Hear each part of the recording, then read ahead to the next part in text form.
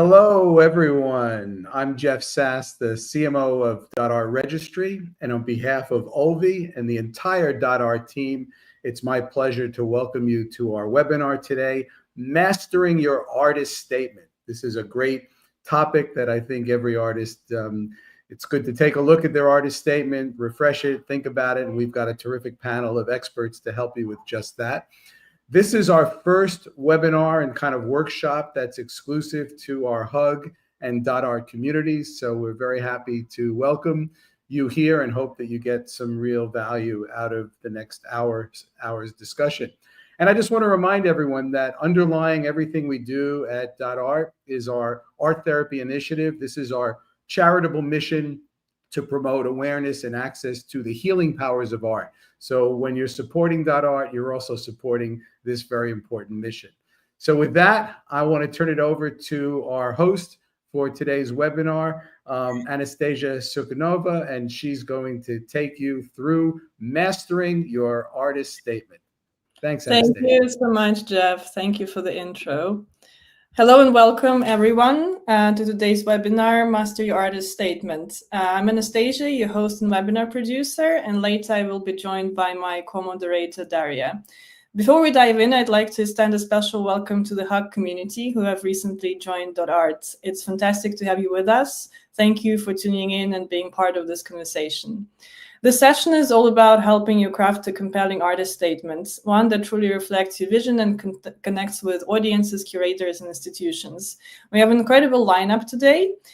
Stephanie Scott will guide us through the fundamentals of writing a strong statement. Alexandra Laqueur will share insights on how to further align it and tell us about her experience in the industry. And Sasha Baydal will join my co-host Daria for a discussion on curatorial perspectives of artist statements. Later in the session, we'll be analyzing artist statements live, offering tailored feedback to help artists refine their narratives.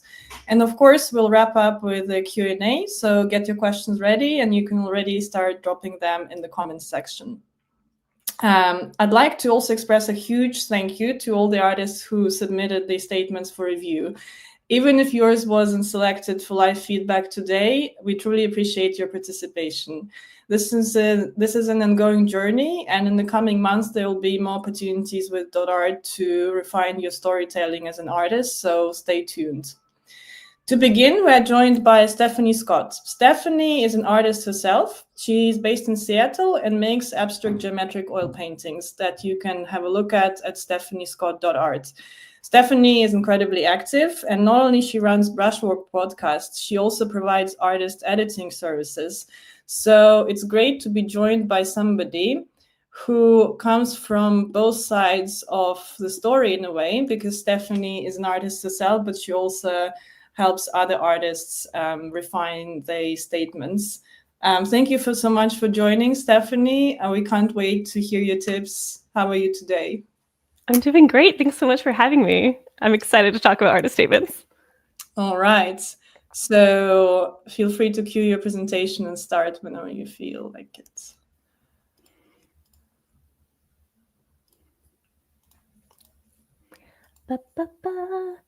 I believe in me. We can do this. We can do this. You got a whole podcast on it, which was great. I listened to the end.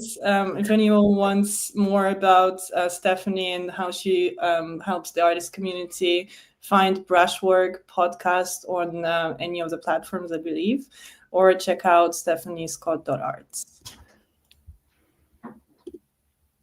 Here it is. Thank you. All right. Hello, my name is Stephanie. I'm from Seattle, Washington, and I host Brushwork Podcast. Brushwork Podcast is for emerging artists who are looking to get into coffee shop shows, who are looking to get the fundamentals of the things they need, like artist statements and getting the mindsets for having a great studio practice that keeps creativity going. I love artist statements. Artist statements have been something that every time I go to a show, I go and I try to read them. I feel like whenever someone is so into your art and they take the time to go and read your artist statement, that's showing a lot of interest and drive and passion towards your art, that the opportunity you have to go and read more about it and connect with that viewer who you might not be meeting in person is just invaluable. It's invaluable and it's exciting. So I am going to talk about artist statements today, but before we can talk about artist statements, I edit a lot of these. And the biggest thing I notice is that people, artists don't really understand the difference between artist statements and artist bios. In fact, some of the submissions we got for artist statement editing, they were like, I think a quarter of them were actually artist bios. And so I think it's really good that we're talking about this today so you can have a really clear difference between the two of them. So we're going to go into first artist statements and artist bios. So an artist bio is going to be a little bit more professional in a way. So an artist statement is going to talk about your feeling as an artist. You're making a statement as an artist. You're talking to a friend. You're talking to someone who's already interested in your work. They saw a painting or a sketch or something that you've made and thought, I really want to learn more about them. Versus an artist bio, it's going to be more about your accolades as an artist, your shows that you've done in the past, any degrees you might have, things like that. An artist statement is going to describe the why you create the work, really what it represents and what you want the viewer to understand or feel. Versus an artist bio, it's going to be the summary of your education, highlights your exhibitions, your awards, and anything that's pertinent to why you make your artwork. The difference in these is really the structure of how they're written. So an artist statement is going to be about maybe a specific collection of your work, maybe a singular piece. It's going to be about your personal and really reflective insights on your work. And versus a artist bio, it's going to be more professional and it's going to be more factual. These two things are also going to be written in different tenses. An artist statement should be written in first person, and this is something we're going to go over soon in the basics of writing an artist statement, but an artist bio should be in third person. When I am looking for a great artist bio, if I go to someone's like .art website for chance, I'm going to look for an artist bio that has a bit of a longer explanation of the artist. I want something that's 3 paragraphs long. I want it to go into depth on residencies you've gone to classes you've gone to, teachers you've had, things like that. Versus an artist statement, I'm probably going to be reading this not on a website. I'm probably going to be reading this in person when I've looked at your exhibition. Maybe it's put on a wall. Maybe it's put on somewhere else. And I'm going to have maybe a cup of coffee in hand. I'm going to be looking at your pamphlet. I'm going to be going there more physically than I am on the internet. So these differences in writing they have their purposes, but they're quite different. And so today we're going to go through how to make a great artist statement. Here are the basics for a great artist statement. So you're going to write in first person, and this is really important. You want to talk to your reader as if you're speaking to them in person. You want to talk to them as if you're about to give maybe an artist talk. And a great artist statement makes for a great basis for an artist talk or even a presentation of some kind. Words like I, me, and mine are perfect for artist statements. Saying like the artist does blah, blah, blah, or last name does this or that, it feels too distant. Number 2 is remember your audience might not be artists. A really common thing I see in artist statements is artists using jargon that is really complicated and using words that only people in the art community might know.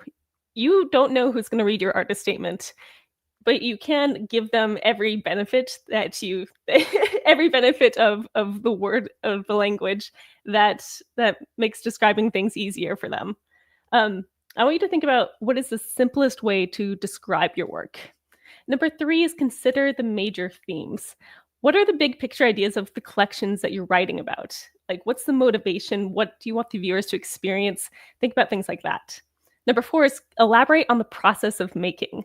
So if your artwork has a really creative and unique process, like maybe you use biohazardous material, maybe you use something that's just so outlandish, you should really talk about that materiality. Explain your choice of materials if it really empowers the meaning behind your work. Number 5 is specificity. Specificity really matters. I want you to aim for clarity, get some focus, and really include any insights the viewer might not get when they're looking at your work directly. If there's any like secrets or hidden figures in your work, and you want to like give people a prompt that to look for them, this is an artist statement is a great place to put that. Number 6 is assume that the viewer doesn't know you or your artwork.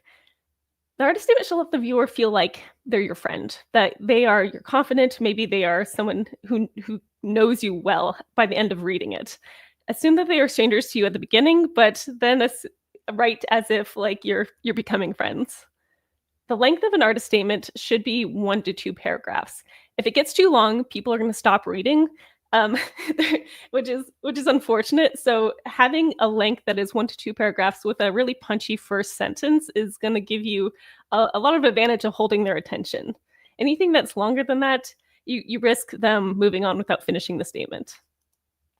Common mistakes to avoid. These are things that I see often that I usually edit out, but here we go. Again, art jargon and buzzwords. If you're using phrases like, wait, what's one I've had recently? Like the postmodern exploration of identity. That's one I saw, and I was like, oh, this is a lot. If you use words like this, it seems too complex, and it might confuse or even alienate your reader, which is the opposite of what you want. Number 2 is don't describe every piece in detail. So if you're talking about a whole collection, don't put any measurements or dates inside the artist statement. So let's say you have an 18 by 24 inch painting of a purple dragon. You're not going to put 18 by 24 inches in your artist statement. That's going to go on the plaque next to your painting. Instead, you're going to talk about maybe the details of the dragon and things like that. However, if the size is extraordinary in any way, say you have a 5-story mural of a purple dragon, that you can write in. I would also say to avoid overly personal stories. So it's good to share your inspiration, but avoid turning the statement into a diary entry. The focus should really remain on your artwork.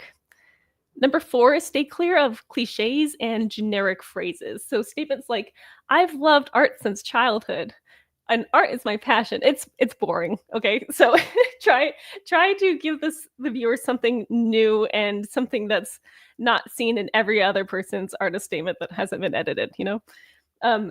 Number 5, along the same lines, is don't use grand claims. So it's easy to let your ego really take over when you're doing an artist statement because you're writing about you and your work.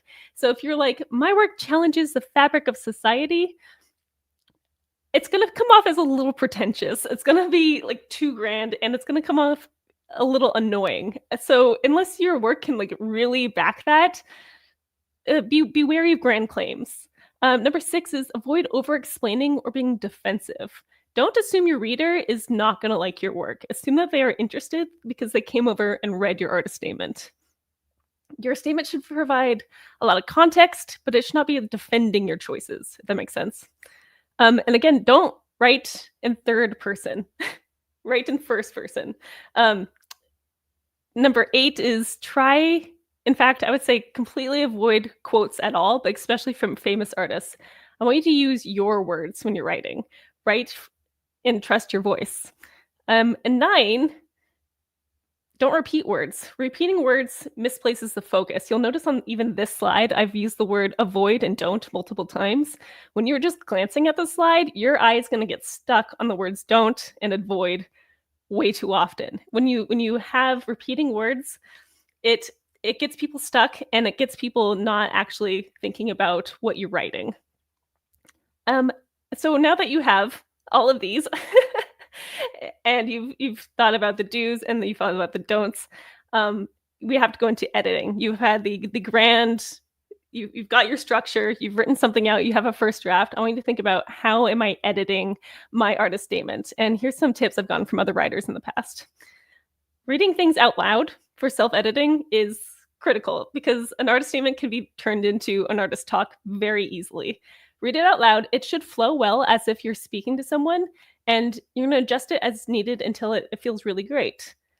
Changing the font of your artist statement in your Word doc can show you mistakes very easy. When you're staring at the same page over and over for hours and you're like, I got to change things, changing the font is really handy, and it shows you everything that you need. Asking friends to look it over is good, but make sure that friend is in the art field. make sure they understand writing and they understand art and they understand you. If you're asking someone who is simply your friend and they don't have any of those other things, their advice might not be great. Use spell check. This should be obvious, but sometimes it's missed. We want 0 red squiggly underlines, okay? So just use spell check and then read it out loud to make sure that the words that you corrected are actually the words you intended. And then lastly, you want to compare it to your artwork. After your artwork is edited, take the statement and bring it next to your artwork. Does it actually feel like the collection you're representing and the painting you're representing? And make sure that makes sense. If you're someone who needs extra art statement editing, I do offer it, and I've got a discount code for .art and Hug members, so that works for any of my learning offers on my website. Yeah, you can listen to Brushwork on YouTube here or Spotify and Apple Podcasts, and that's it. Thank you so much, Stephanie. We really needed those basics. I think that's great. And we'll be sharing Stephanie's discount code later in a newsletter we send out to those who have registered for this webinar. So thank you, Stephanie. I'll see you during Q&A. We already got some great questions. Next, I'd like to introduce Daria, who is my co-host. Hi, Daria. You can unmute yourself for now. Daria is a curator, cultural producer, and art journalist, as well as head of art and strategic partnerships at .art. Daria, who is based in Amsterdam, will be joined by Sasha Baydal, an interdependent art worker based in Paris. Sasha has collaborated with Centre Pompidou and various institutions across France, Ukraine, Germany, and the Netherlands. Let me just add Sasha to the stage. It's really exciting to have you here, guys. And I know that during COVID, you have collaborated on a project that was aimed at helping artists basically with the artist statements and maybe other things. So maybe you can tell us more about it and all the things you learned. Thank you. Yeah, thank you, Anastasia. Yeah, that's actually exactly what I wanted to start with, Sasha, because well, first of all, thank you for launching this initiative, because during COVID time, it was extremely important. It was called Curatorial Hotline, and actually it was on .art as well. So made total sense to be there. So could you tell us a little bit more about the idea of the Curatorial Hotline, why you decided to launch it? Because you also invited this incredible group of professionals located throughout extremely diverse geographies. Thank you, Daria. Hi to everyone. It's really a pleasure to be here. And I also think after listening to Stephanie that I'm also going to learn something today, maybe a lot of things. So I'm very happy, and I'm very happy to share some of my knowledges with you. So Curatorial Hotline was quite a singular initiative that I launched very spontaneously in 2020 during the COVID times. I think from the need of, first of all, of course, showing solidarity and providing some solidarity and care to other artists and other art professionals. So what we basically did, we created an online platform where artists or other art professionals could just book us for some time. Us, I mean curators, art professionals, critics, writers, and so on, and to have some time to talk.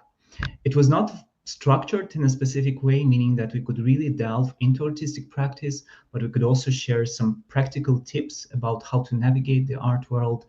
We could also just complain about some things. It was very personal, and was very, I think we all people who joined it considered it as a very safe space where we could really share the problems that we have. Yeah, and very therapeutic indeed. Yeah. And so you join us, and then there were also people from Lisbon, Vienna, Doha, Johannesburg. So it was a very international team. And I think what was very interesting is that we really managed to create this safe space where we could listen to each other. And I think that during these conversations, both of us were learning, both the artist or the person who reached to us, but also ourselves. We were listening to each other, sharing references that we had, showing some images sometimes or sometimes not. And also, I think sometimes there were very unexpected questions that were arising, because for an external eye, when you look at somebody's practice, you don't see exactly the same thing. So I think these were very relevant questions that helped ourselves to guide ourselves, and also the artists to guide themselves through their work.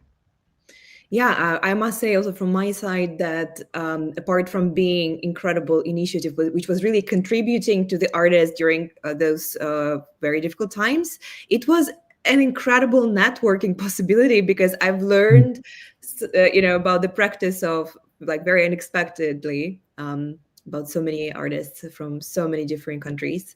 I wanted to ask you some questions actually about the role of the art professional, curator within the field of writing artist statements, because of course, like, artists have it in mind that we will be reading it, or institutions will be reading it. So should curators like intervene in artist statements, or better like keep this handoff approach? What do you think about that?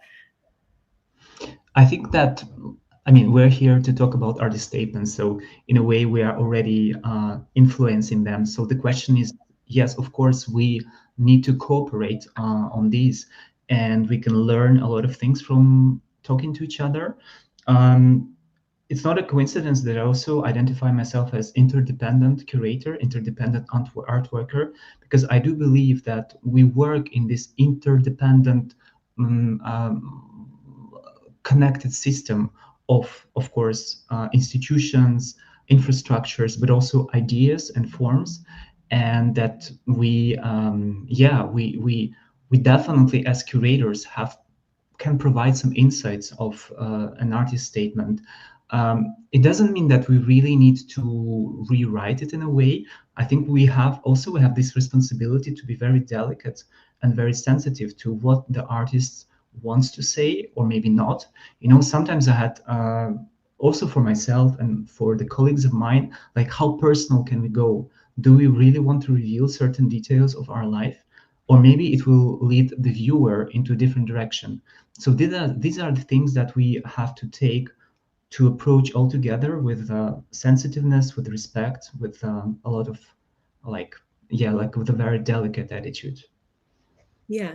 But when you're thinking about artist statements, I mean, obviously it's usually being published on the artist website, right? But then also used for rather practical matters, like, for example, applying for grants, or I don't know, for some projects.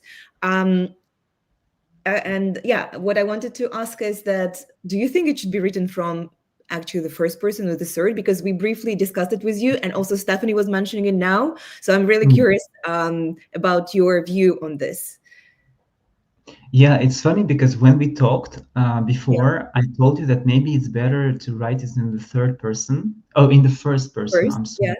And then I looked at my own statement, and it's written in the third person. Yeah. So, but then, for example, when I think about my website, I would rather put it in the first person.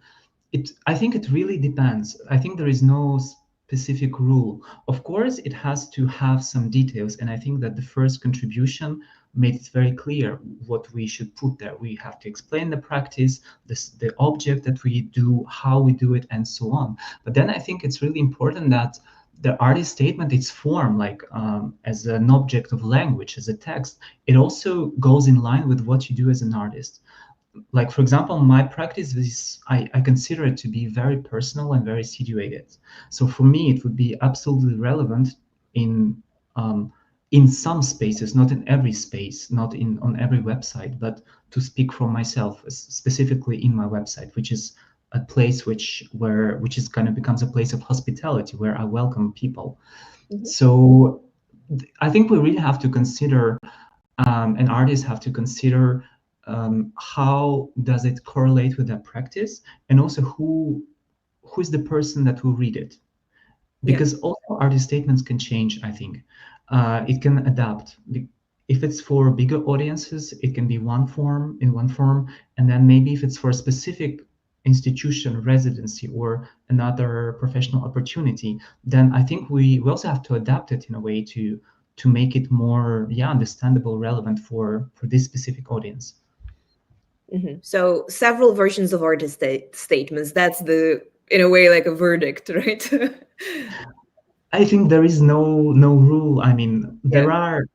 we have to understand that there is this economy of the art world, and of course it has to be very compact, very dense.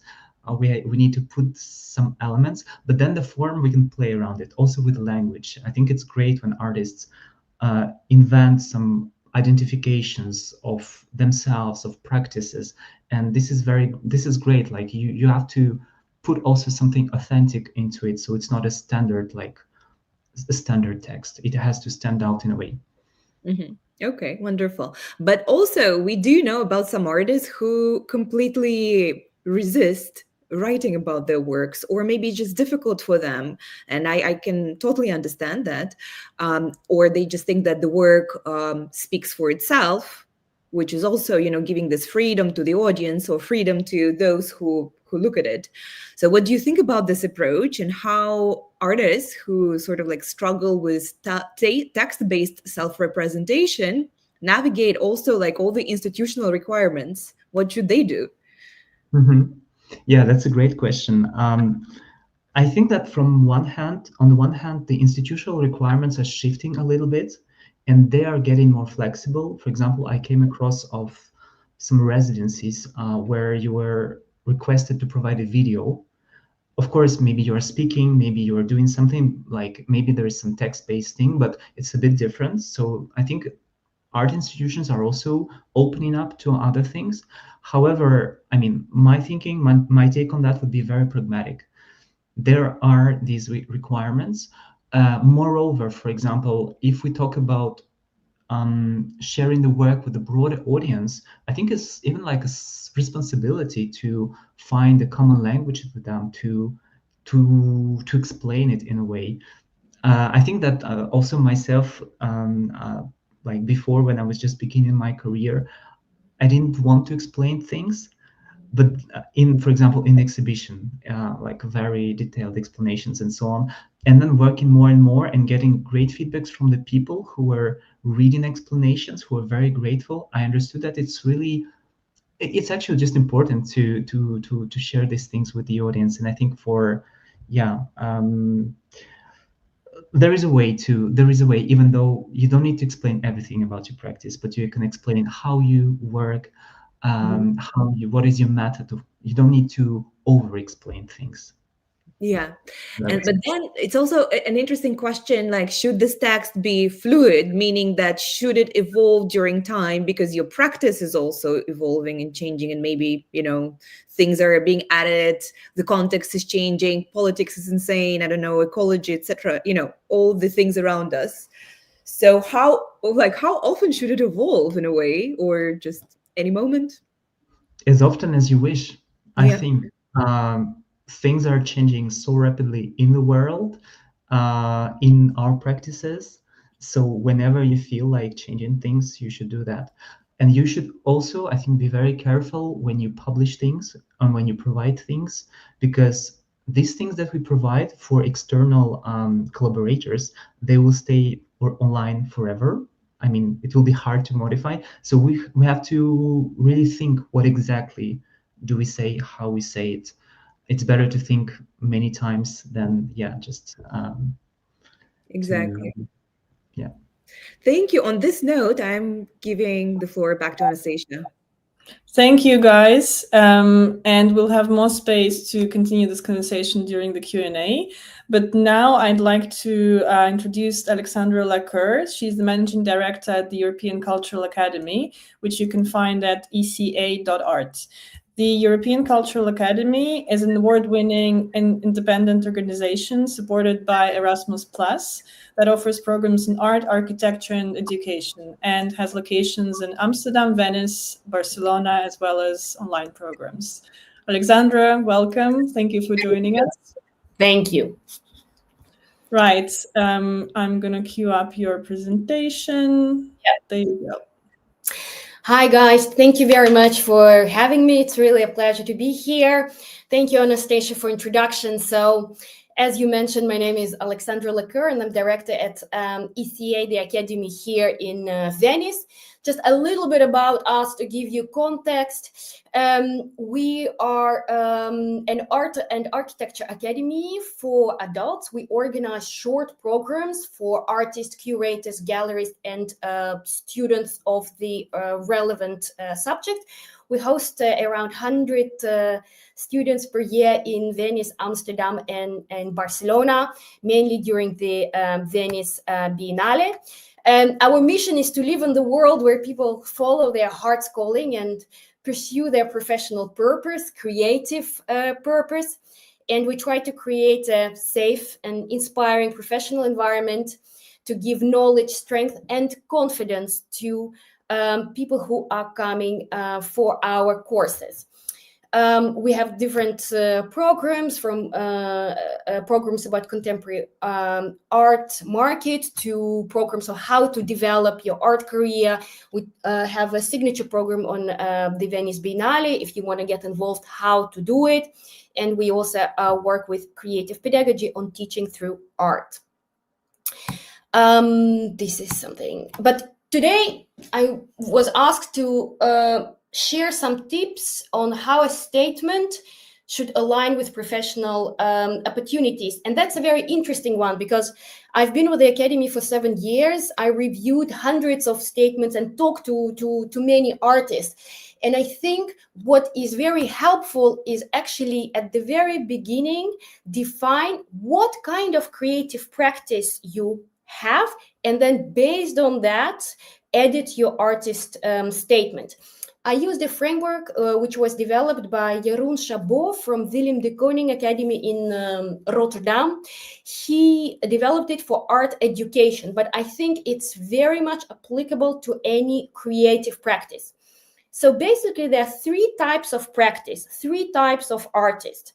And you could have an autonomous practice, meaning that, and I'm going to explain it very shortly because I don't have a lot of time, in my words, very simple. But an autonomous practice is then that when you really are driven only by your artistic and creative vision.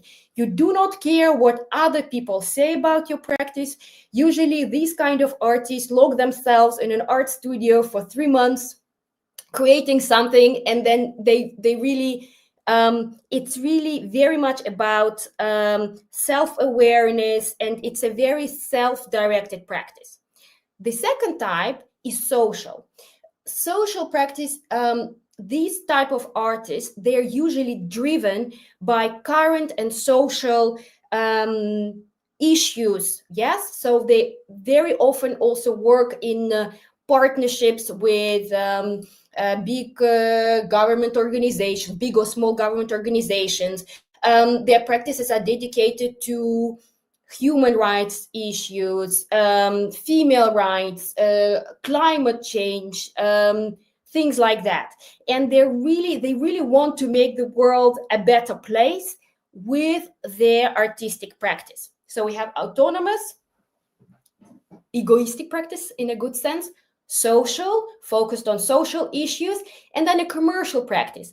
And those type of artists usually work very much on the limits of art and design. They get commissions from advertising agencies. They work a lot with brands, usually commercially very successful. And you know, it's very common to have like business collaborations for these kind of artists. So I think that once you position your practice as autonomous, social, or commercial, then it will affect your artist statements, because you know for whom you are writing it also, right? For what kind of organizations or people you are writing it. And in the real world, you know, there are very few artists that are 100% autonomous or social or commercial. It's usually a mix, but you tend to be driven more by social issues, or you tend to do more commercial project advertising and design, or you tend to have more autonomous practice. So that's the first thing that I would advise, is really understand what kind of practice you have. Then, and I'm very much agree with my previous speakers there, remember that your statement is not set in stone. You are changing, but also when you're writing it, think of for whom you're writing it, and I advise to change it. Because you could be writing it for curators, collectors, museums, docents, critics, media. And I would adjust slightly the tone of voice, type of language, the wording, depending on where you're going to send it or for which purpose you're writing your artist statement. Sometimes it's very difficult to imagine, like, okay, what does that mean? My artist statement for curators or for media. At the Academy, we like to do this kind of little exercises. For example, imagine that you are giving an interview to a journalist in an art newspaper, and then, so how would you describe your work? Or you imagine that you are discussing a future exhibition with a curator. What kind of in which way would you describe it? Because it will be different from what you would say to a journalist, right? So trying to think what kind of questions they would ask, how would I describe my practice to different audiences will also help you craft your statement in a different way. And sometimes when you feel stuck, which actually happens very often, and it actually happens more often with the mid-career artists than with the beginners, because they already have been practicing for some time. They want to maybe change, but they're known for their old practice. How do I do it? Should I change or not? So we advise to actually really start with you. And this is, again, I'm very I agree very much with the previous speakers. Ask questions about you. Earliest memories, the music you like, your favorite food, the best reading you had, what were your what events were you recently inspired by? All those questions, when you write them down, it will help you to write your statement. And once you have that, so you found yourself, then let's put it in the context. What is very helpful is also to position yourself among other artists. It also will help curators or journalists to connect your practice to what is also going on in the cultural arena. And this is the slide, which happy. Please make screenshots of it. This is not my slide. This is from fantastic Professor Laura Tinti, which we engage at the Academy very often. Basically, what we talked about, if we have the practices which are autonomous, social, and commercial, then all of them could be also divided into practices that are dedicated to certain subject. And in general, they're language, ecology, activism, breaking down stereotypes, the commentary on the art system, post-colonization and history, private matters, intimacy, and self-representation. So they're artists that are working within those themes. Here you have some examples of those artists. So their artist statements are available online, some of them written essays and books on that. So what is also helpful is to actually check them, read those statements, see whether you can connect or not. And that makes you part of the bigger movement. And it gives you more opportunity, because it helps people, if they don't know you and they don't know your art practice, to position you, in a certain area. Anastasia, am I now allowed to review the? Hold on, because thank you so much for this.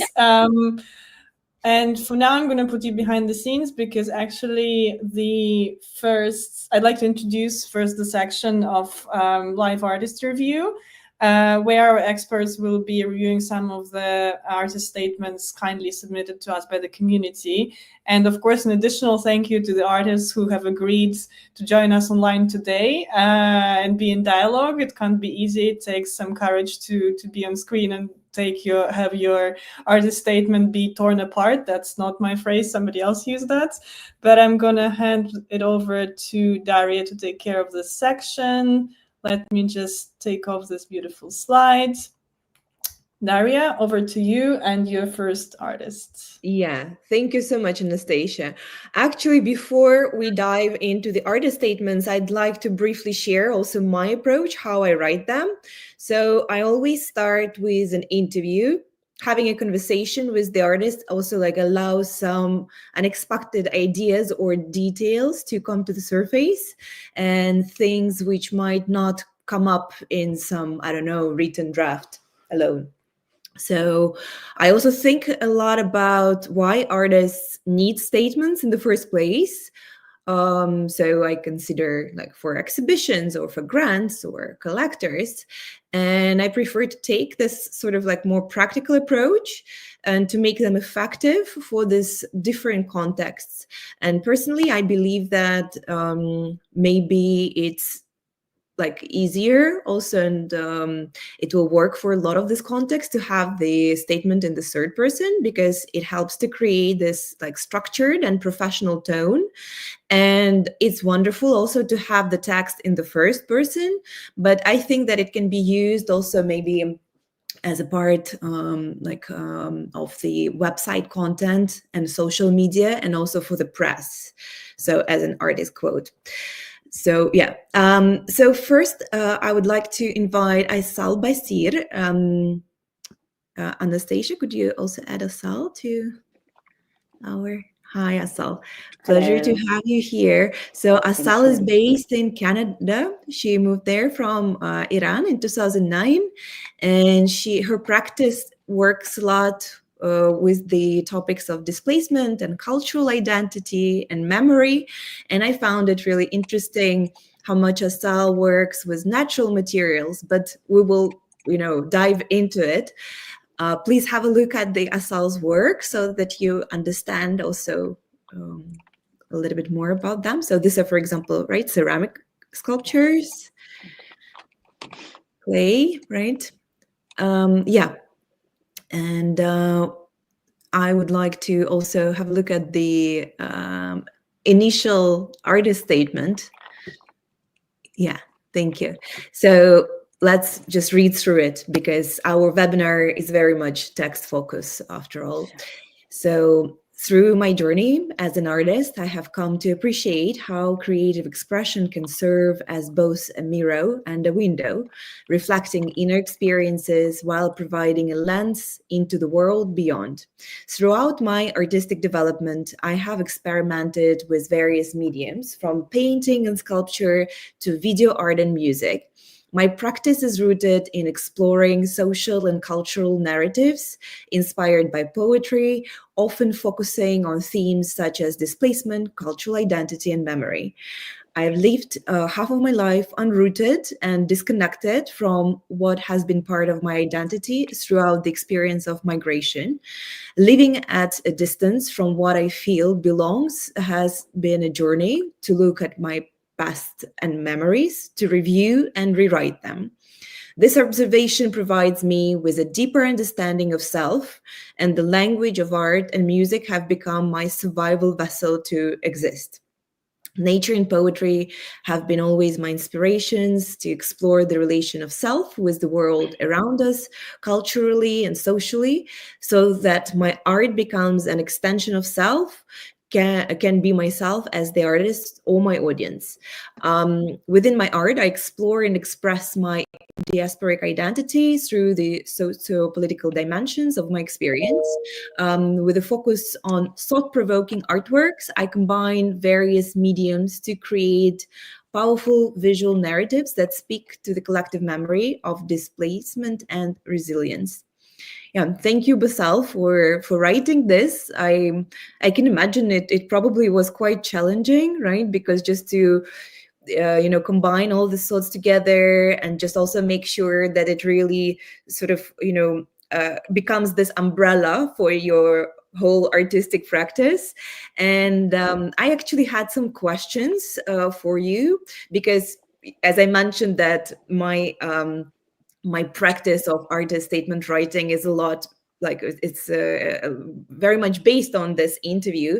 And I think that even if you don't have access to like art professional or curator, you can even arrange this sort of interview format even like with a friend or with someone, because it can really open up some unexpected moments.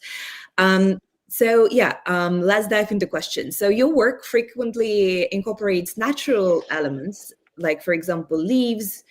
You can see this works on Asal's Instagram, for example, and then on the branches and also ceramics. Why do you think you focus on the working with organic materials? Because I think it's very interesting, like to point it out. Yes, thank you.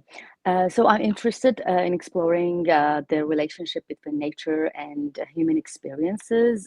So my first solo exhibition in Canada back in 2017 was my concern about, it was my commentary on environmental issues.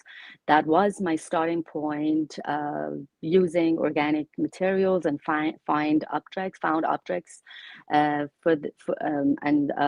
presenting a mixed media series and a narrative transformational series and narrative about nature that had commentary on environmental concerns. So I believe organic materials carry their own time and history, and the transformation with them, and there's something poetic and symbolic about them. History and also the way they change and the way they can respond to the human experience, like people do change and struggle and endurance. So we can actually find our self in nature. Like clay, for example, is shaped by both human hands and natural forces, and once fired, it preserves time and its own memory, and forever, and stay forever, and it changed the identity of itself. Also, leaves and branches that I use a lot in my works and other elements hold the story of growth, decay, and again renewal, like human experiences again. So they are fragile and yet resilient. They are temporary yet deeply rooted in time. Also, the texture of organic materials is very inspiring for me, which creates a tactile, experience and encounter with viewer and also with the artist. And you can have this dialogue between the work, like a constant dialogue and a very instant touch with the material and artwork in time and place. And so also there I think there's something like sometimes deeply intuitive using material like that is related to nature, and they hold memories, that you can actually write them, you can read them and write them in your own way, and you leave the audience, the viewer, to have their own reading from the memory of the material. And also, to me, every material carries its own story, and I like to read their story in a present moment when I'm using them, when I'm bringing into integrate them into my work. So it's all about the very present moment that you encounter with the materials. Yes, and that's how I get very interested in organic. Yeah, thank you so much for diving into it and explaining more, because I really feel like it just makes so much sense to maybe also point it out, because there is a clear connection between your use of materials and between the topics you are so much focused on. So this would be my recommendation, I would say. And then I also had another question. So you also mentioned that your works are deeply influenced by poetry. So how do this like literary and visual elements intersect in your works? Yes, I think visual art and poetry share a deep and unspoken language, and both rely on metaphor, rhythm, melody, and emotions that create beyond image and like visual identity.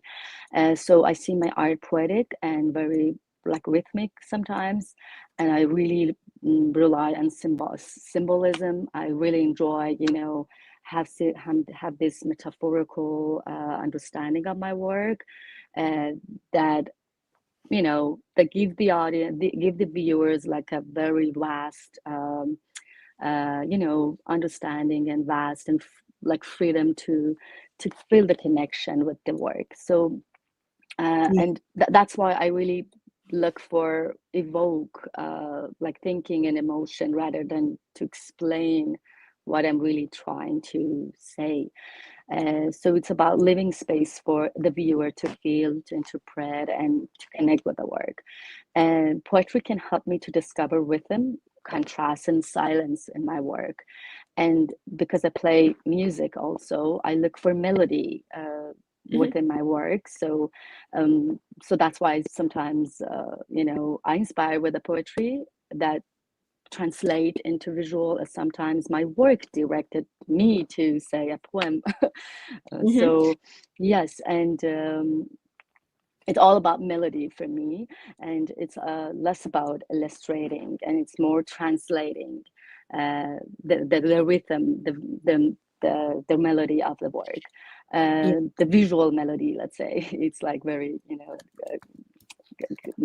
paradoxical, but to me, yeah, the melody can be visual, and also the visual can be heard, like can be listened and heard. And whether they're through materials, form, or texture, each piece tells a story within a narrative, within a very consistent narrative, mostly in my work. And like storytelling eventually is very important in my work. I've become I'm really interested in storytelling. So sometimes medium comes second, comes after the narrative. Sometimes it goes with the ceramics, sometimes it's like mixed media, but eventually I follow a narrative, I follow a story that having a starting point or ending point, or sometimes each piece can have its own talk. And and eventually what I've been experiencing my exhibitions with my audience, with my viewers, I found out that the viewer become the extension of my work. They really see their own style, like their own emotions or experience within my pieces as individual. So that's very interesting experience with my viewer. Yes, and yeah, I'm very focused on invoking thought, like thinking and challenging ideas and emotions, symbols and moments to invite an interpretation. Yes. Yeah, thank you, Sal. Let me also just follow up with some of the thoughts I had extra, about your artist statement after the webinar. And yeah, we can just continue the conversation. It will be probably wonderful for you to have maybe like both versions, as I mentioned, like in first and in third person. So yeah, thank you so much. And let me also invite the next artist, Dasha Gluchova. Yeah. Don't see Dasha yet. Okay. Hi, Dasha. How are you doing today? Perfect. Thank you for asking.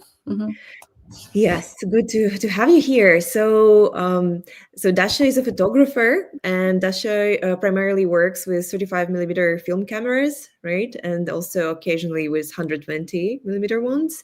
And her works are full of like memories and air and beauty and some really like divine magical almost moments. They're very personal. They contain a lot of like storytelling within them, very romantic in a way, and really, you dive into some kind of outwardly reality. So let's read Darsh's statement. So Daria strives to maintain existability, to look for beauty and romantic moments in everyday life. Nature or people in the frames have notes of nostalgia.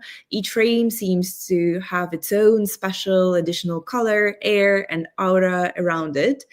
Its own glow and instability, which emphasizes the uniqueness. Daria photographed a lot of people at the beginning of her career. She has a personal photo project that has been shooting for 8 years, traveling around the world with her son. She takes pictures of him in the arms of flight attendants. And during COVID, Daria began to shoot fewer people, but more nature and air, trying to convey the smell of the moment. The latest works are dedicated to nature in its essence. Well, I also do have some questions, Dasha, which maybe later on will help you to, focus on specific moments in the text. So, indeed, your photography often carries this element of nostalgia and this atmospheric quality. How do you translate memory and emotion into the visual form? Technically, I shoot at the most inconvenient moments in terms of lighting, sometimes without distorting the reality. And I'm sure this is one of why essential miracle happens. So sometimes pictures are shaken, and that's okay. And I don't invent moments. I don't copy. I find them and just go with the feeling. Okay, wonderful. And talking about the flight attendant series, because I was actually watching them for years while your son was growing up. It's a very fascinating, long-term, ongoing project. What was the original idea, impulse behind it, and how have you perceived this project maybe differently also over the years? Thank you for the question. Actually, I wanted to show that the child is not an obstacle to life. I was forced to leave the university, for example, but I didn't say no to life. And it was my way of putting photography into real life. And actually, at the beginning, it was a real help from stewards when I asked them, can you hold the baby? And I did it at once because I was traveling alone. And over the time, this project helped me to notice the fragility and the growth, actually, of trust to the world. They helped me. They go and they were for me. And to be honest, it was really challenging. Always ask, to be honest, ask every time. All 8 years, every month, we have the flight. So it's more than 100 flights with child. And I never gave up. So it gave me a lot of power. Yeah. Well, I think it will be also wonderful even to have a little bit of more, information on that project also within the text, because I do think that including something personal is wonderful. And I also actually I was looking through your website and I read not only the artist statement, but also the artist bio. And I think maybe actually using a little bit of information from the artist bio makes sense. Like, for example, maybe something about the techniques or the cameras you're working with, just a little bit, just to give this idea about the sort of also technical side of things behind it, but also we understand that in the universe of photography, it makes a difference, right? What you are working with, because this media, it almost is part of the, it creates the work with you, right? Hand in hand. So what I also wanted to talk about is this, special colors and air and aura. also like how do you achieve this effect? Because you were mentioning this like very like sudden moments, like when you're taking images, but I don't know, maybe something else is going on. You're right. Maybe here I can add that I work with natural lights and I love the softness of my film camera, and again, films I choose. And maybe I'm getting close to the objects, and sometimes I try to remove the context. On the contrary, give it broadly. So I love telling the stories even through each image. Mm-hmm. Yeah. And then also I paid specific attention to this word combination, scent of a moment.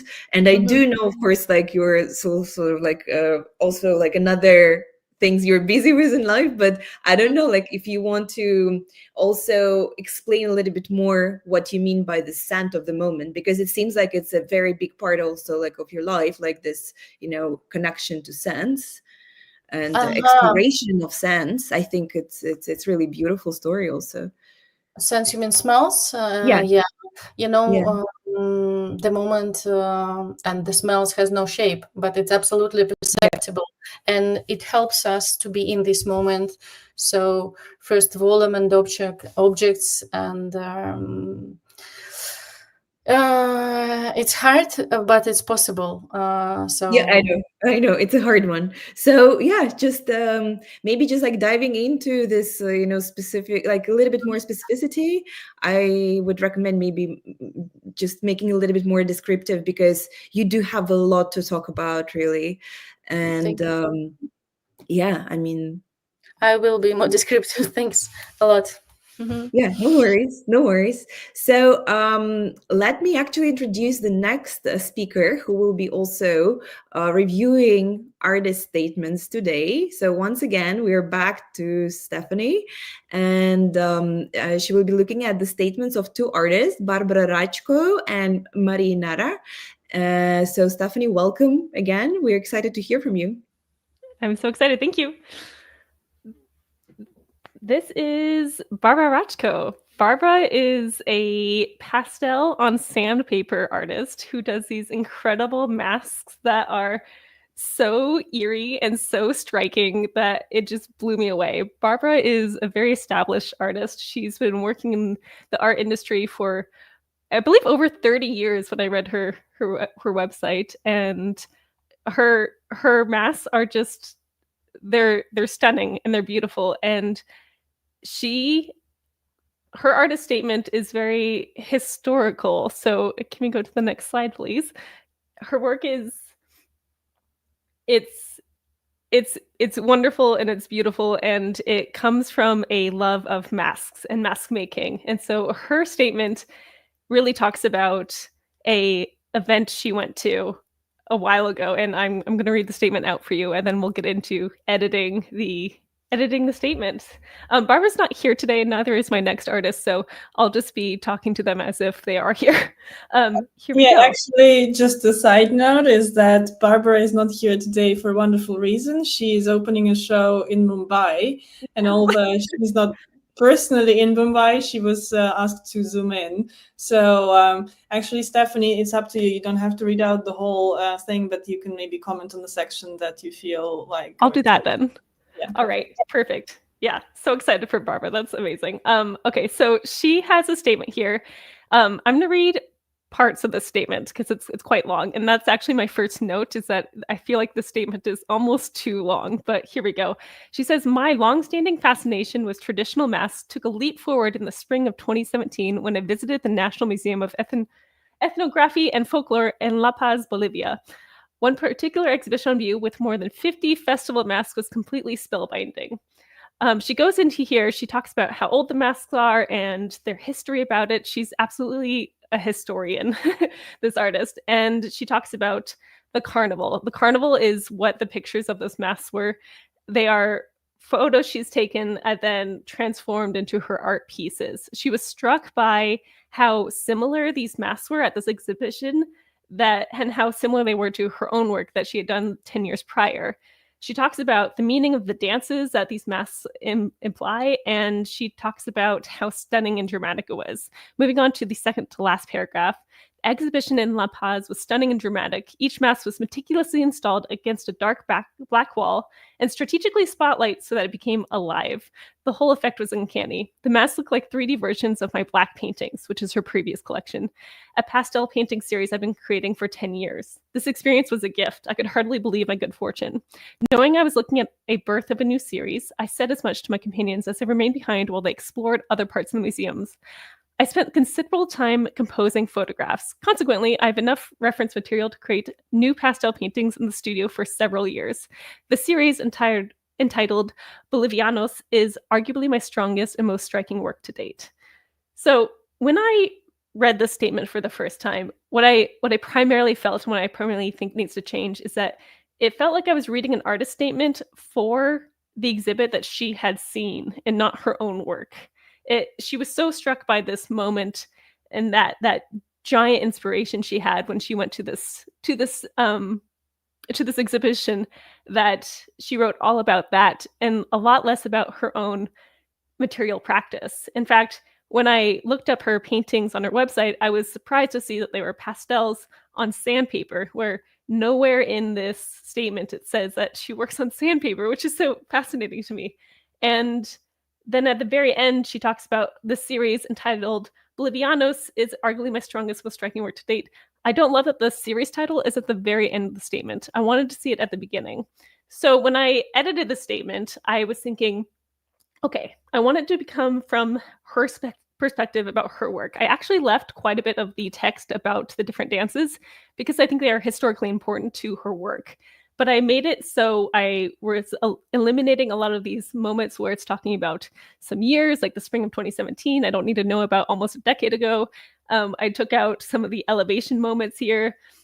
And that's what I mostly changed. I wanted to hear more from her, actually. So in my notes that I sent to her, I was like, all right, I want to hear more about your process of your painting work, your pastel painting work. I want to hear more about how the grittiness of the texture of pastel relates to unmasking and the creativity that you have around this subject. She makes maybe 4 pieces of art a year. So I want to hear about the intensity of the layers that she makes and the different colors she has. There is a great video about her work on her website, on her art website that you can check out, and that would be excellent. So that is my biggest feedback, is that this statement feels more like a statement for that previous exhibition and not her.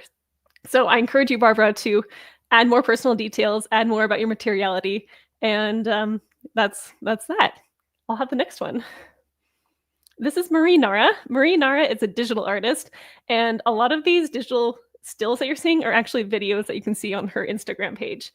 Marie does a lot of transformative works, a lot of layering and digital color, and it's super interesting. Things come in and out of focus. It tessellates. It's fascinating. Next, please.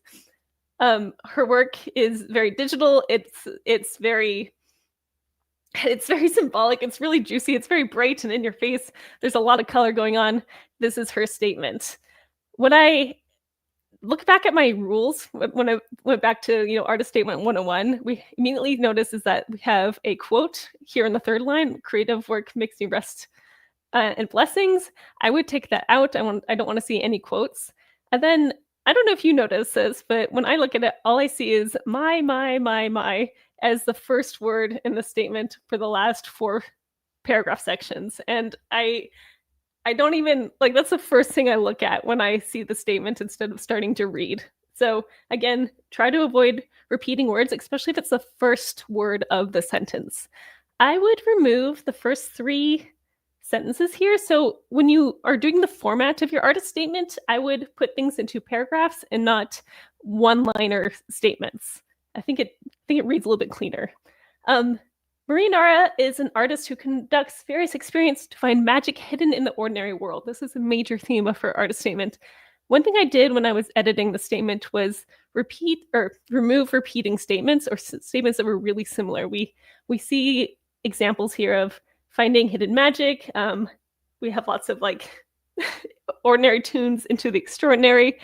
I want to simplify the statement and condense it down to about 2 paragraphs. her artistic process is a continuous dialogue between her imagination and the digital canvas. I like that, but I want to hear more about that relationship. Each piece acts as a stepping stone to the next, as each exploration sparks new questions and discoveries. I'm not bound in the pursuit of the definitive answers. Instead, embrace questions as a catalyst for continuous creative growth. I think that's a great sentence. My work is a journey through the digital landscape where the ordinary turns into the extraordinary. I think she already stated that earlier. In my work, I follow my imagination as it evolves, as I encounter whimsical creatures, hidden messages, and unexpected changes. One thing I would love to see is a statement about how she chooses her colors, because they're quite saturated and they're very bold and very in your face, and they're almost static-like. So I want to see something that's like about that color and why she chose it. I would also like to see more of her symbolism. She does say something about the subtle play of light on leaves, the intricate pattern of a spider's web, and the rhythmic flow of the city streets. I love this. I want to hear more about that. Marie Nara's work can be found on her Instagram, and also she has the Hug website, and yeah, that's that. Thank you so much, Stephanie, for all your feedback. And next we have Alexandra again. So she will be reviewing also artist statements of the artists who will be actually also joining us live, yes, which is very exciting. So welcome, everyone. So we look forward to this engaging conversation. Hi. Hi. So I'm reviewing two wonderful, fantastic artists today. The first one is Jesus Rojas. Hi, Jesus. I am pronouncing it correctly, right? You on mute. Mm-hmm. Yes, thank you. Great. You are a very experienced artist, and you have your own creative practice as a children's book illustrator. So my first question is to you, why have you submitted your statement? Why I submitted my statement? Because, you know, it's required, basically. I mean, a lot of people ask for it. Yeah. So that's the reason why I actually did it. But yes, plus I'm one of those that have been confused about the difference between a bio statement, an artist statement, and also the why. They call it the why statement, you know? Yeah. So I tried to do something in between, and you know, I don't know if it's right, if it's wrong. Yeah. Yeah. So. Great. So we'll have a look into it. So we have the statement, and I'm going to just read the first sentence and the pre-ultimate sentence. I was born in the Peruvian Andes, but grew up in Lima, a cold, gray, and complicated city that forced me to escape with my imagination, adopting the light and bright colors of the ends where I traveled whenever I had a chance, escaping the bustle of the city, light and colors that I also found here in the Caribbean. Quite a long first sentence. And then my work is about the joy of life, about light and color. And through the years, I earned many awards in drawing, watercolor, graphic design, etching, and painting. So this is a short statement, which I loved. When I read it first, I felt that actually you are standing next to me and we have a glass of wine and we're talking and you're telling me your story. I hope it comes through. Mentioning your practice. And then I could distill some topics or subjects which I thought are important. So first is, of course, the color and light and the use of color. So how did that involve in your practice? It started early, but it did involve, right? Yes, it did evolve because I always loved drawing. So, you know, and when you wanted really to draw, you don't really focus on color. So basically, you are engaged in black and white, basically. You know? And then I fall in love with claroscuro, which is I don't know how you call it in English, but it's the game between light and darkness. And I was hooked for a while. Yeah. You know, but when I started doing children book illustrations, it was completely the opposite. It was completely color, and because obviously for children, one of the things that attract. And then I fell in love with it. I fell in love with colors. And in the School of Art, many people criticize even today, expert painters or whatever, they criticize the purity of my colors. I'm supposed to mix more of my colors. No, sorry. I like bright, bold, almost out of the tube colors, So because your work is it looks almost airbrushed, but you have a different creative process. So tell us about your creative process then. And that's an issue. That's an issue because a lot of people assume immediately that when they look at no, it's handmade, it's brush strokes. Of course, when you see the painting, my work in then you realize it's brush strokes, Yeah. So that's an issue, I mean, unfortunately, with technology, well, it's becoming better, because especially with the NFT thing, when they can go close to the painting and show the texture. But otherwise, it's true. When you look far away, I mean, you sometimes assume it's just airbrush. It's not. But that, I think, is very interesting and useful to add that into your statement, that point about your creative process, because it makes it very, very special. This technique, right, that you used with brush strokes. And then, of course, there is that, if we talk about the topic, there is the playfulness, which I understand you got also, you liked in being the book illustrator for children, but it is actually much deeper, right? Because there's these topics of duality, sensuality in your work, and for me, this could it's very interesting to put that in the statement, so that I thought that you could, years of a children book illustrator, infused my work with a sense of play. My work is bold, spontaneous, but beneath this playfulness lies a deeper inquiry into duality. And it's chaos and harmony, sensuality and spirituality, control and surrender, or topics that you feel like feminine and masculine that you explore in your practice. I think adding that would really help us understand the work faster.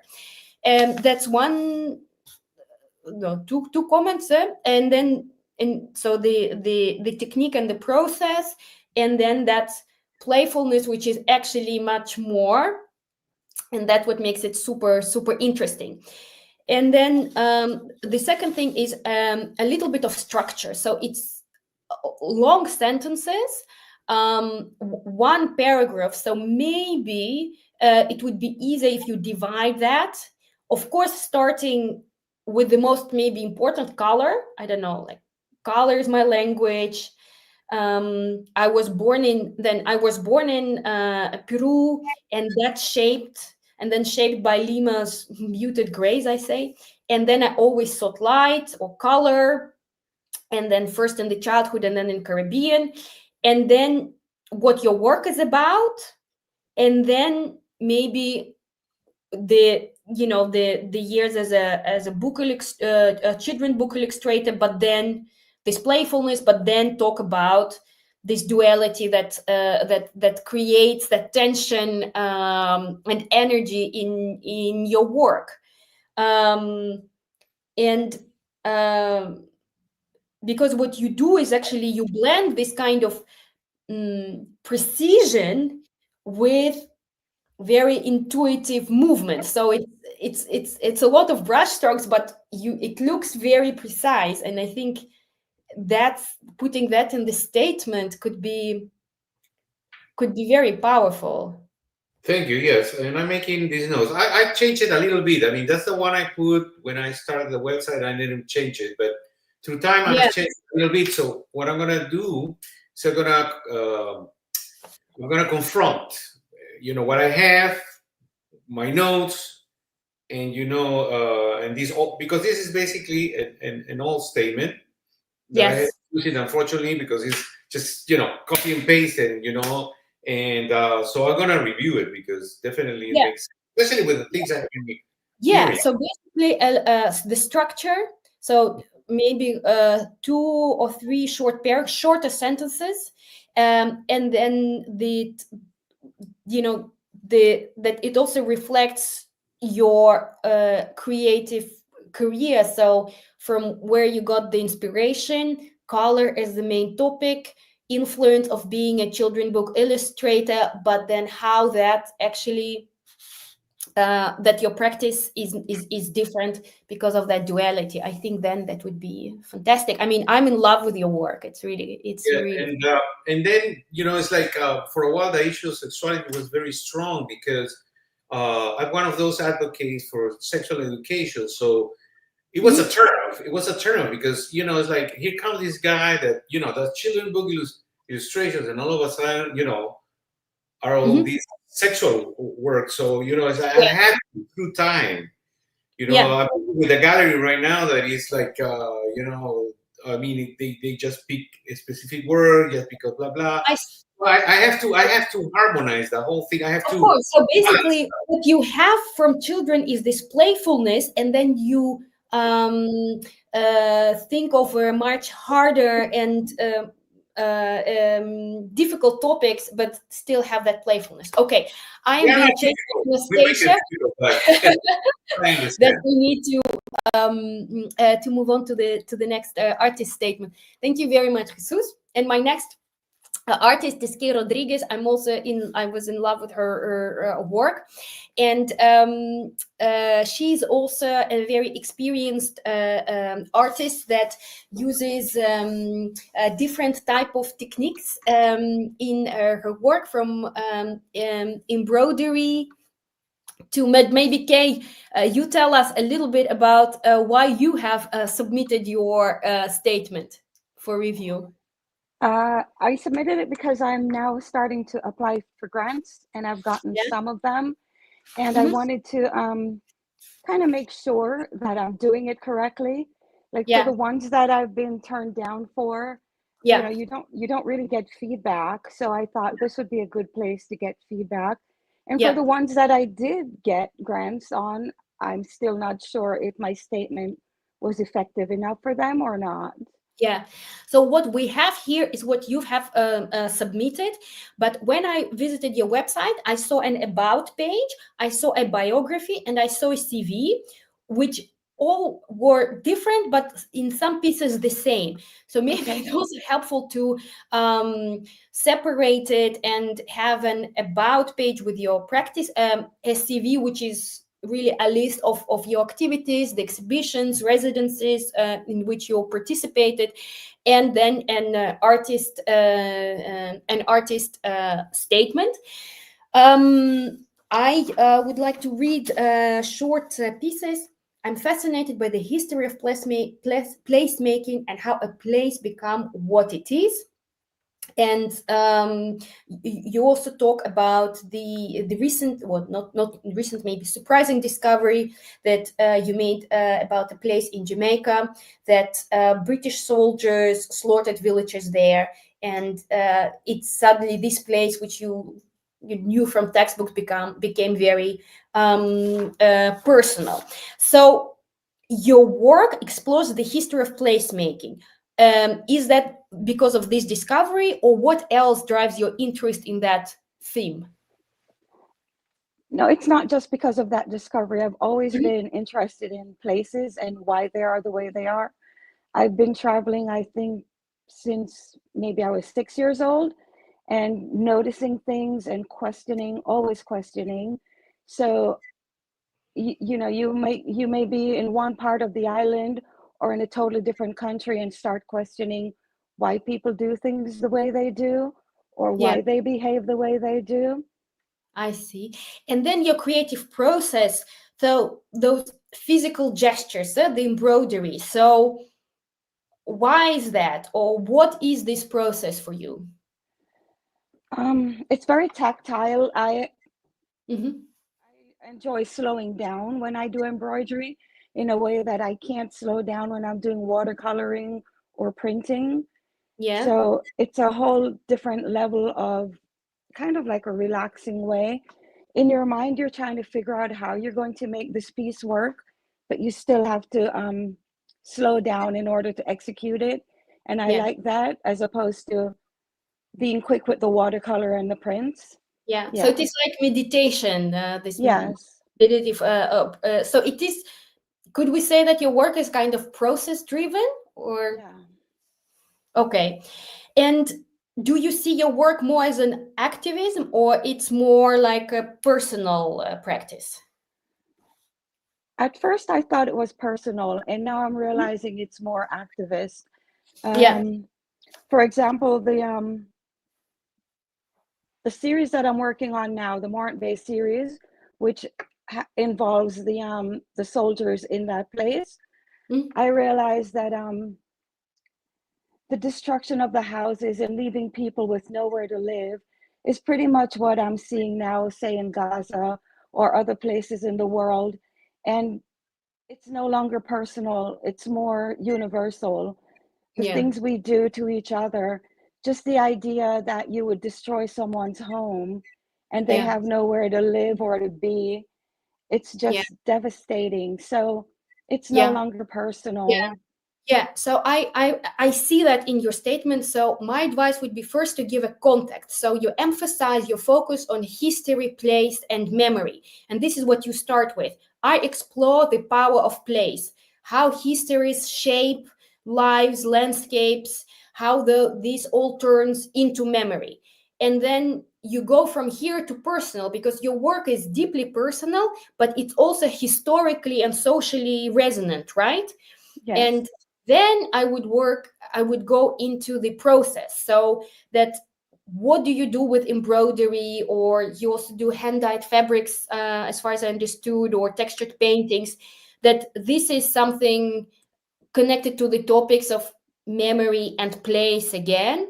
Yes. And then at in the end, this kind of, as far as I understood, you creating those pieces also gives voices to those victims and to those people, and this is your way to give them voices. So I would finish with that. So then we have your statement with the context of the big themes that are relevant also, not only where you live, then your creative process and what it does and what kind of topics and themes it rises, it makes. Yeah. Yeah. Thank you. Yeah, you're welcome.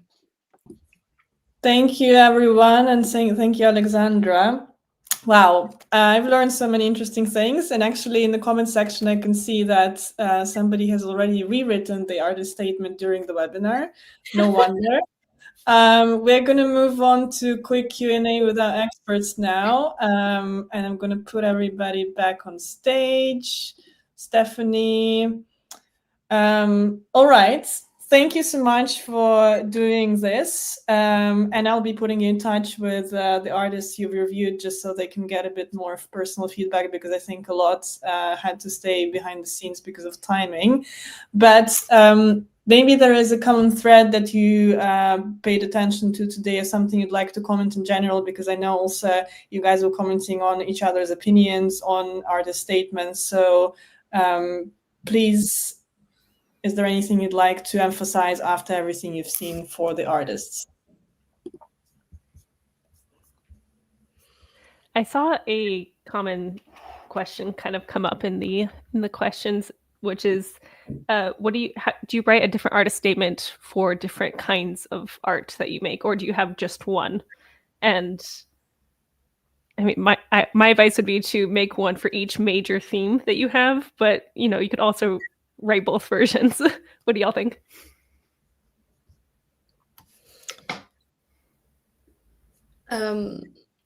I agree. I mean, I'm the fan of rewriting and not setting anything in stone, definitely, because the artists, we are changing, and our creative practice is changing, and the statement should reflect that for sure.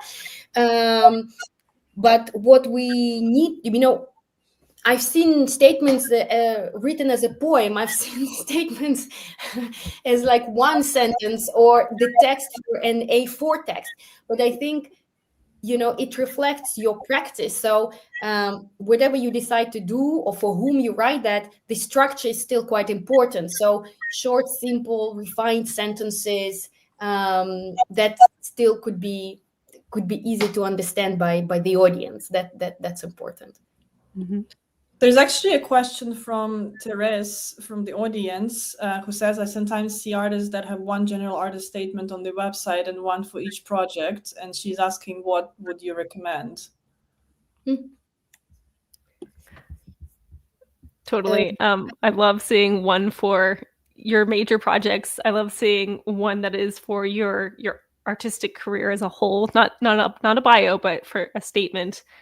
Because a lot of times your projects will have overlaps, and that's interesting to talk about. And when I think of things for your website, I also think of the people who will be using the artist statement, people who will be grabbing it to put into a blurb on an interview you might do or something similar.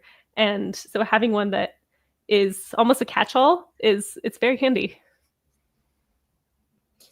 But I think it's also handy to have a statement also for the project, but you would call it more a concept or project concept. So that would reflect how that project fits into your work and what were you going to say with that specific work or series of works. I think that would be useful for a curator or journalists who are writing about something specific. And one more question from the audience, if you guys don't mind, from Rachel, who is creating her website on .art. Thank you, Rachel. How important is it to place your artist statement front and center? Should it be one of the first things people see? And how should it be different from the page with the artist bio? So I guess it's more about the placement on the website.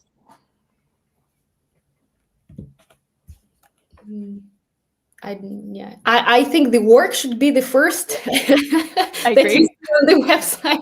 I think it should be the main thing, and then very simple in the home button with an artist statement.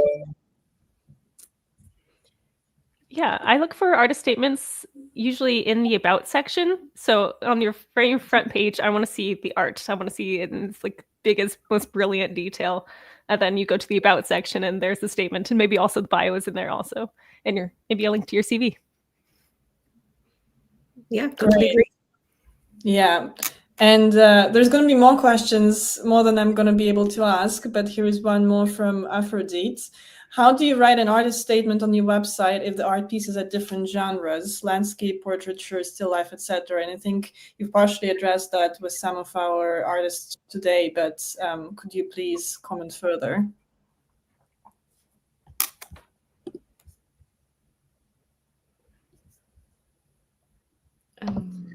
If I may, I think it's important, like, even though you work with different mediums, you can find common threads.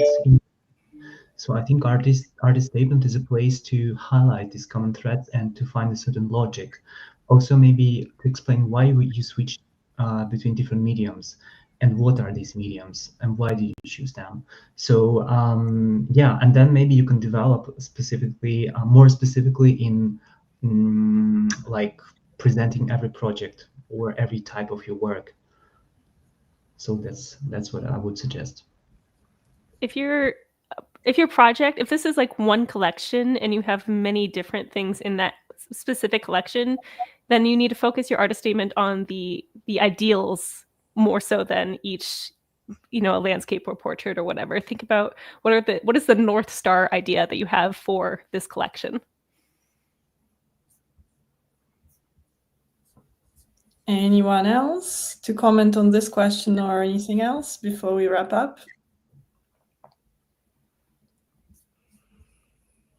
Right. Thank you so much, everyone. And thank you for submitting the questions, because now that we see how much demand there is for this topic, we hope to continue with this format of the webinars with our experts and others. And we'll definitely have to do some content on addressing all these different questions from the community. Thank you guys for being with us today. Thank you to our artists for submitting their statements. Keep in touch with us and look out for more upcoming webinars. Thank you. Great. Thank you. Thank you. Guys. Bye. Arrivederci. Ciao. Ciao. Good evening. Yeah, bye.